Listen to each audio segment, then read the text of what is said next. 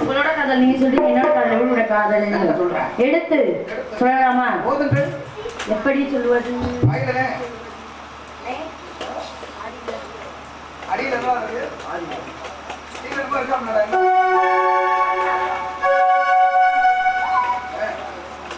என்னோட காதல் எப்படி காதல் எடுத்து சொல்லுவானே. நான் உனக்கு தான் சொல்ல மாட்டேன், நான் மைசெட்டுக்காக தான் சொல்லுவேன்.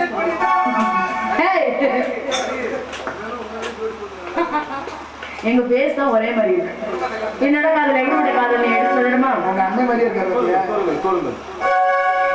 மாமான்னு கூப்பிடத்தான் மனசு சொல்லுது,